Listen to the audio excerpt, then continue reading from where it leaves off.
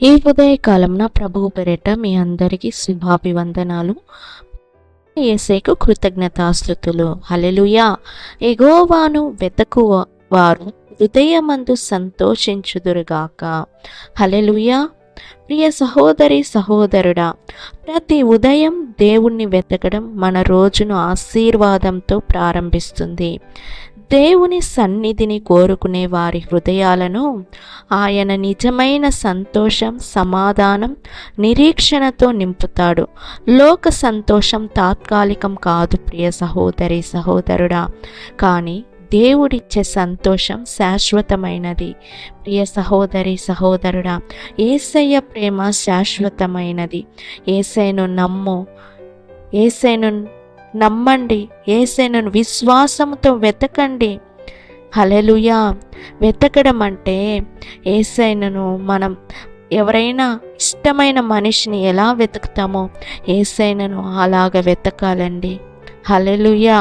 మనం ఏదైనా ఇష్టమైన వస్తువుని ఎలా వెతుకుతామో వెతికి తీసేంతవరకు వెతుకుతూనే ఉంటాం కదా, అలాగా యేసయ్యను వెతకాలి.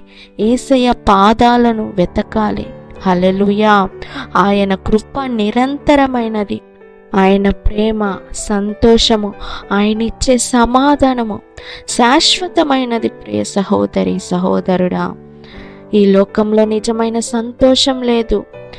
మనుషుల దగ్గర నమ్మకం ఉండదు. హల్లెలూయా. మీ హృదయాలను ఆయన చేతికి అప్పగించండి. ప్రతి ఉదయము దేవుణ్ణి వెతకండి. ఆ రోజంతా మీకు ఆశీర్వాదంగా ఉంటుంది. ప్రియ సహోదరి సహోదరుడా, లోకమిచ్చే సంతోషం, లోకమిచ్చే సమాధానం, లోకమిచ్చే అన్నీ ఏది నిరంతరం కాదు. ప్రియ సహోదరి సహోదరుడా, మన పాపాల కొరకు యేసుక్రీస్తు శిలువపై మరణించి 3వ రోజు తిరిగి లేచాడు.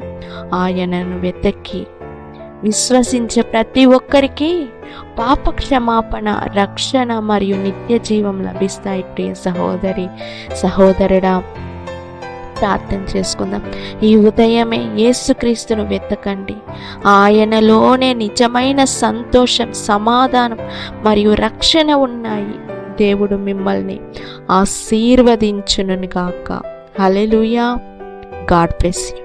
దేవుడు మిమ్మల్ని, మీ కుటుంబాలని ఆశీర్వదించి దీవించును గాక.